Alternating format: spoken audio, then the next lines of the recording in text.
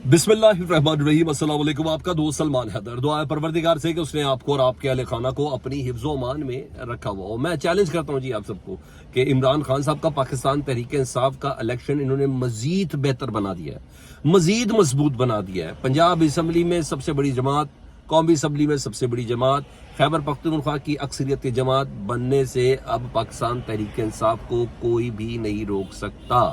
वो बयानिया जो कहीं शायद एहतियात के दामन के साथ पीछे कहीं दब गया हो, 342 की जो स्टेटमेंट के मुदरजात अभी मैं आपके सामने शेयर करने जा रहा हूं ना, उसके बाद बयानिया इतना ताज़ा हो गया कि अब कोई रोक ही नहीं सकता पाकिस्तान तहरीक इंसाफ को एक्सेल करने से। जी हाँ, कुछ मजीद फॉलो अप है, पहले मैं वो दे दूं, फिर दीगर खबरें आपके साथ शेयर करनी है, उसका तज़किया शेयर करने। इमरान खान और शाह महमूद कुरैशी साहब की जो सजाएं हुई है ना, 10-10 साल की कैद बामुशक्कत साफर केस में, इसको तो पाकिस्तान तहरीक इंसाफ ने, इमरान खान और शाह महमूद कुरैशी साहब ने लाहौर इस्लामाबाद हाई कोर्ट में चैलेंज करने का फैसला कर लिया। सुबह ये दरख्वास्तें दे दी जाएंगी। पहले तो वो दरख्वास्त दी थी ना जिसमें हक के जरा ख़त्म किया इमरान खान साहब और शाह महमूद कुरैशी साहब का, और मगर अब तो वो तो इस वजह से था, लेकिन उस दौरान फैसला जल्दी में दे दिया साफर केस में। तो अब इस्लामाबाद हाई कोर्ट में उसके खिलाफ अपील होनी है, तो वहां तो वो चले गए और पहली समाज से अंदाजा भी हो जाएगा कि अदालत का रुख क्या है, वो जाना किस तरफ जा रही है। और हाँ, कुछ जजेस को देखते हुए भी हमें और आपको बहुत अच्छे से अंदाजा हो जाएगा। बहरहाल इमरान खान साहब का जो 342 का जो बयान है ना, जो फाइनल बयान होता है जिसके ऊपर सजा दी जाती है, वो बहुत अहमियत इख्तियार कर गया है, वो बहुत ज्यादा डिस्कस हो रहा है। और उसके डिस्कशन के चंद पॉइंट मैं आपके सामने बताता हूँ निहायत एहतियात के साथ। एहतियात क्यों करूँ जी, बयान है तो जब बात भी कर लेते हैं। उन्होंने कहा जी, जनरल बाजवा ने मेरे खिलाफ अमेरिका में लॉबिंग के लिए हुसैन हक्कानी को हायर किया और हजारों डॉलर दिए। उन्होंने एक अमाउंट भी बताई, मुझे इस वक्त जुबानी याद नहीं। हुसैन हक्कानी साहब पीपल्स पार्टी वाले, मेमो गेट वाले, ठीक है जी, उन्हें उनको हायर किया, अच्छे लॉबिस्ट है वो, और मरकजी किरदार बाजवा साहब का ही था, ठीक है जी। सैफर के कहने पर उन्होंने बताया कि सैफर के हवाले से उन्होंने कहा सैफर का गुमना ना गुमना ये एक ब्रिगेडियर रैंक का अफसर है जी, उसके ऊपर सारी जिम्मेदारी इमरान खान साहब ने डाली है।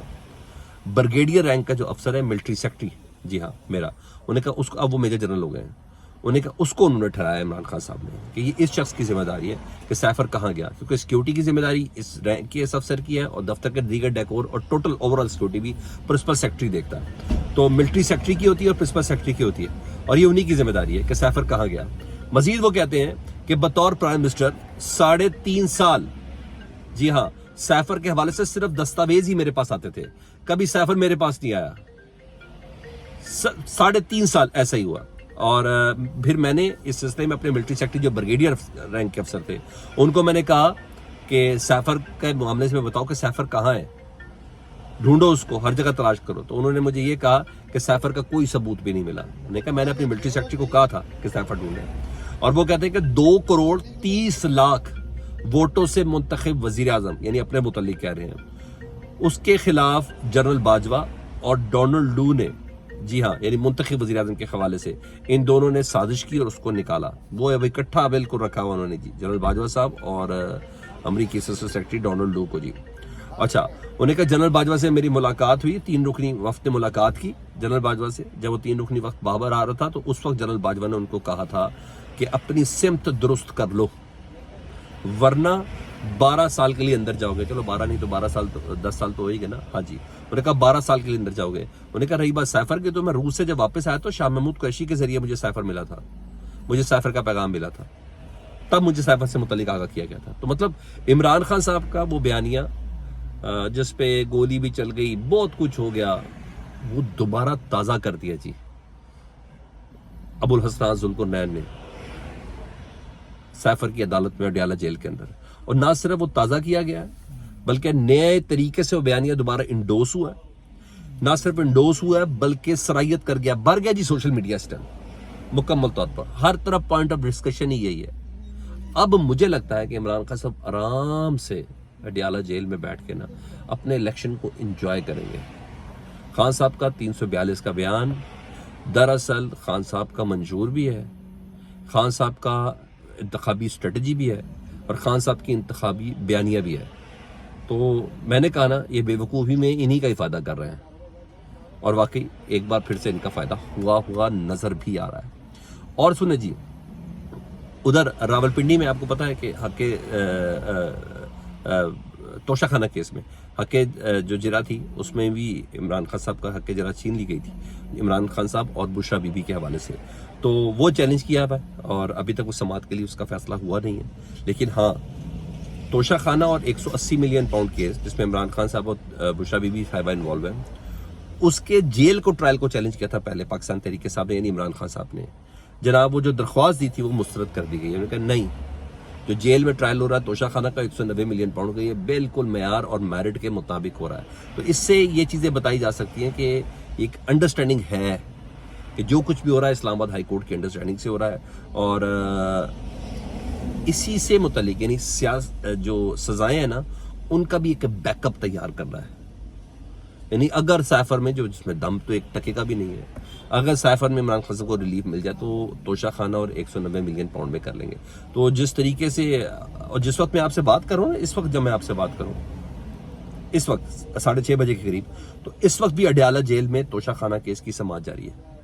جی ہاں، اور بڑی تیزی سے یہ سماعت جاری ہے، اور لگتا یہ ہے کہ سزاؤں کا بیک اپ تیار کرنا ہے، اور اب تیار بھی کیا جا رہا ہے. تاکہ 2-3 پوائنٹ ہے نا جس میں عمران خان صاحب خود بھی انتہا دے چکے ہیں کہ عوام کو مشتعل کرنا، عوام کو سڑکوں پہ لانا، اور سڑکوں پہ آئیں اور اس دوران شر پسند یا نامعلوم افراد بیچ میں مل کے چیزوں کو مزید مشتعل کر کے 9 مئی جیسا بقول عمران خان صاحب فالس فلیگ آپریشن کیا جا سکتا ہے.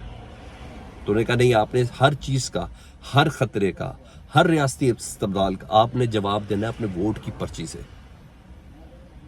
تو اس کا مطلب ہے سزاؤں کا بیک اپ، یعنی مزید کسی کو پریس کرنا نا تاکہ وہ رزسٹ کرے، جواب دے.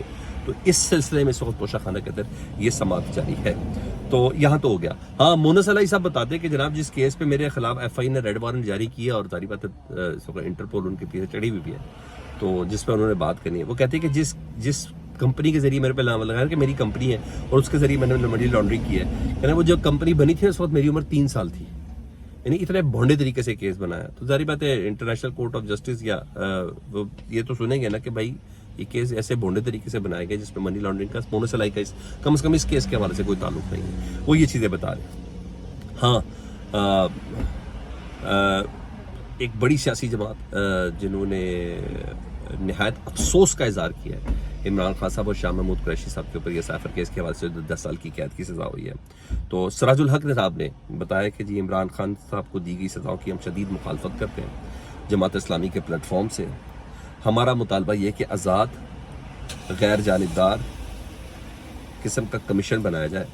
اور رہی بات امریکی مداخلت کی، تو جماعت اسلامی کا یہ ماننا ہے کہ ملکی تاریخ میں 76 برسوں سے امریکی مداخلت جاری ہے.